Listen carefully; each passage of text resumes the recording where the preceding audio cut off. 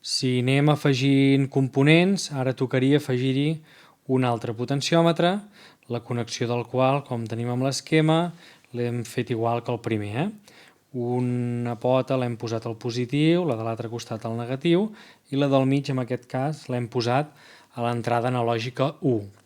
Si obrim el programa A23, dos potenciòmetres, veiem que anem completant i anem afegint a partir del nostre programa que teníem.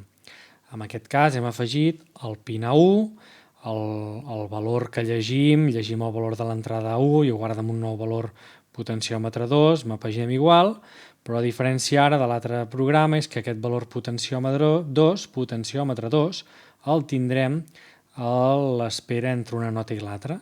I hem afegit un valor de més 10 mil·lisegons perquè mai pugui ser el valor 0.